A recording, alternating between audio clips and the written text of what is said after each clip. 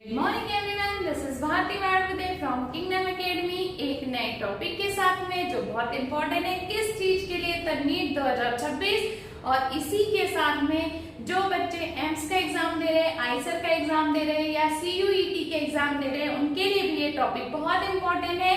तो वीडियो को लास्ट तक देखिए। टॉपिक है कहाँ, तो टॉपिक हमारा है रेस्पिरेशन इन फ्लावरिंग प्लांट से। और रेस्पिरेशन इन फ्लावरिंग प्लांट से जो टॉपिक है हमारा है वो ग्लाइकोलाइसिस।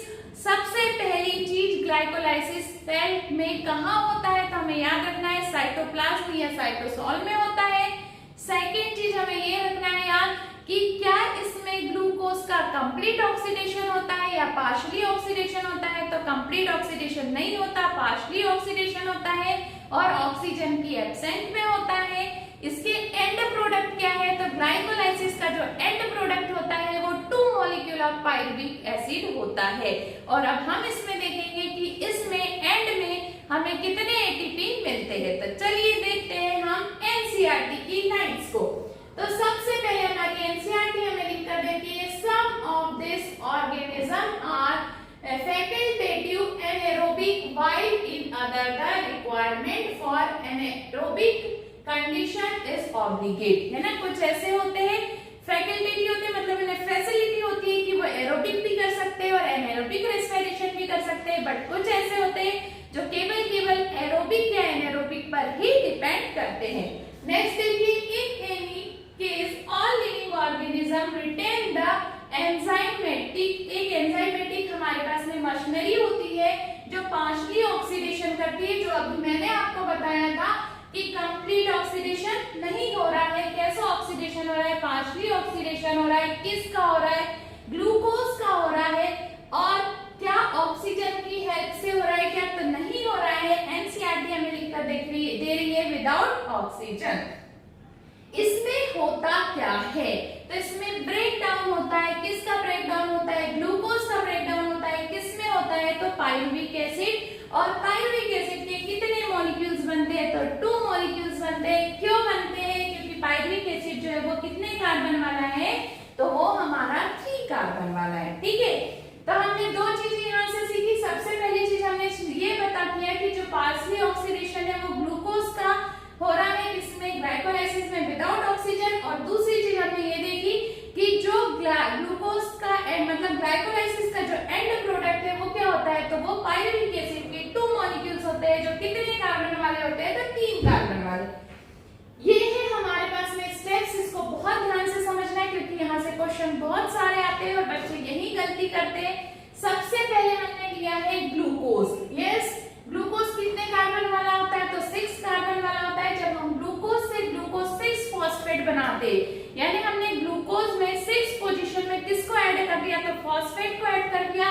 जब हम फॉस्फेट को ऐड करते हैं तो एटीपी का खर्चा होता है, और जब हम रिमूव करते हैं तो एटीपी बनती है।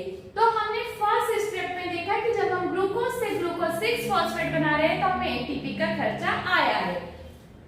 जब हमने ग्लूकोज 6 फॉस्फेट से फ्रक्टोज 6 फॉस्फेट बनाया तो कोई चेंज नहीं आया क्योंकि हमने ग्लूकोज से फ्रक्टोज में कन्वर्ट किया है।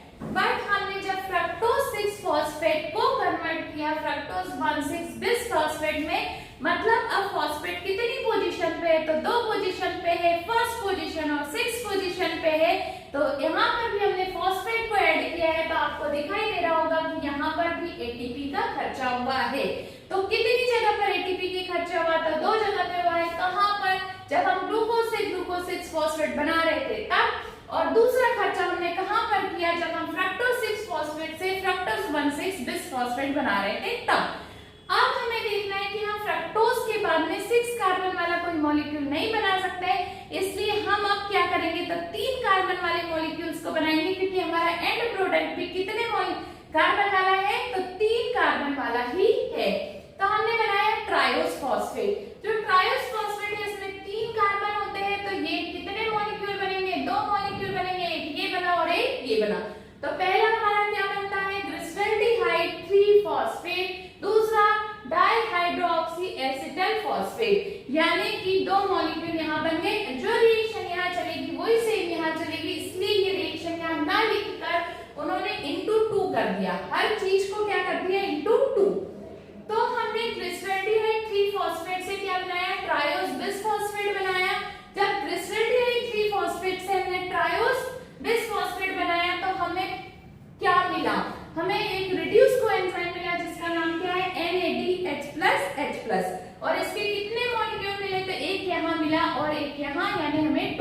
2 मिले। देन अब हमने जब ये क्या किया 1,3-bis फॉस्फोग्लिसरिक एसिड से क्या बनाया 3-फॉस्फोग्लिसरिक एसिड बनाया, यानी हमने यहाँ से एक फॉस्फेट को हटा दिया जो फर्स्ट पोजीशन पे था। जैसे इसको रिमूव किया तो हमें क्या बना कर दिया, उसने हमें एटीपी बना के दिए। तो एक एटीपी यहाँ बनेगा, एक एटीपी यहाँ बनेगा, तो इस स्टेप में 2 एटीपी बने। देन जब हमने 3-फॉस्फोग्लिसरिक एसिड को कन्वर्ट किया 2-फॉस्फोग्लिसरेट में किया है, यहाँ कोई चेंज नहीं आएगा, तो यहाँ पर सेकेंड पोजीशन पे फॉस्फेट आ गया। जब हम 2-फॉस्फोग्लिसरेट को चेंज करते हैं फॉस्फोइनॉल पाइरुवेट में, यानी एल्डिहाइड से जब हम कीटोन बना रहे हैं तो वाटर का रिमूवल होता है, ये आपने केमिस्ट्री में पढ़ा हुआ है। यहाँ पर कोई एटीपी नहीं बनेगा, बस वाटर रिमूव होगा। अब जो फॉस्फोइनॉल पाइरुवेट है वो कन्वर्ट हो जाएगा हमारा किसमें, पाइरुविक एसिड में। और अभी भी हमें पता है कि फॉस्फेट ग्रुप जुड़ा हुआ है। जब हम फॉस्फोइनॉल पाइरुवेट से पाइरुविक एसिड बनाएंगे तो यहाँ पर हमें क्या मिलेगा, तो हमें यहाँ पर मिलेगी एटीपी। और कितनी एटीपी मिलेगी, एक यहाँ मिलेगी, एक यहाँ, यानी टोटल 2। अब हमने पहले भी फोटोसिंथेसिस में पढ़ के आ रहे हैं कि NADH+H+ का जो एक मॉलिक्यूल है वो हमें 3 एटीपी देता है। तो हमें पता है कि जब हमने यहाँ 2 एटीपी बनाए हैं तो 2 into 3, यानी हमें यहाँ कितने एटीपी मिलेंगे, 6 एटीपी मिलेंगे। 2 एटीपी हमारे ये थे और इसके बाद में 2 एटीपी हमारे ये है। तो इस तरह से हमारे पास में कितने एटीपी हो गए, टोटल 10 एटीपी हो गए। बट हमें एक चीज याद रखना है कि इन 10 एटीपी में से हमने कितने एटीपी का खर्चा कर दिया था, तो फर्स्ट और सेकेंड वाली जो स्टेप है इसमें हमने 2 एटीपी को खर्च किया था। इट मींस कि यहाँ पर 10 - 2 हम जब करेंगे तो हमारे पास में आएंगे 8 एटीपी। तो नेट गेन ऑफ एटीपी कितना है हमारे पास, तो नेट गेन ऑफ एटीपी है 8 एटीपी हमारा नेट गेन। पहला क्वेश्चन कि ग्लाइकोलाइसिस सेल में कहाँ होती है, तो साइटोप्लाज्म या साइटोसोल में होती है। कंप्लीट ऑक्सीडेशन है या पार्शियली ऑक्सीडेशन है, तो पार्शियली ऑक्सीडेशन है। ऑक्सीजन की प्रेजेंस में होता है और एब्सेंट में होता है, तो एब्सेंट में होता है, विदाउट ऑक्सीजन हो सकता है। इसमें यहाँ पर एंड प्रोडक्ट क्या बनता है, तो एक ग्लूकोज के मॉलिक्यूल से हम 2 मॉलिक्यूल बनाते हैं पाइरुविक एसिड के। हमें कितने एटीपी मिलते हैं यहाँ पर, तो 8 एटीपी मिलते हैं। ये तो बहुत बेसिक से क्वेश्चन है, यदि आ गए तो आ गए, अदरवाइज सबसे ज्यादा जो क्वेश्चन पूछे जाते हैं इन स्टेप्स में से पूछे जाते हैं कि आपको एटीपी कहाँ मिला, वो दे देगा आपको phosphoenol pyruvate to pyruvic acid. Yes, ऐसे 4 आपको दे देगा, वो पूछेगा NADPH+ किसके बीच में मिलता है। तो हमें पता होना चाहिए कि जब हम ग्लिसरेट 3-फॉस्फेट से हम 1,3-bis फॉस्फोग्लिसरिक एसिड बनाते हैं तो हमें वहां पर क्या मिलता है, NADH+H+। एटीपी का खर्चा कहाँ होता है, तो इसको बहुत अच्छे से प्रिपेयर करना है क्योंकि क्वेश्चन यहाँ से बहुत सारे पूछे जाते हैं।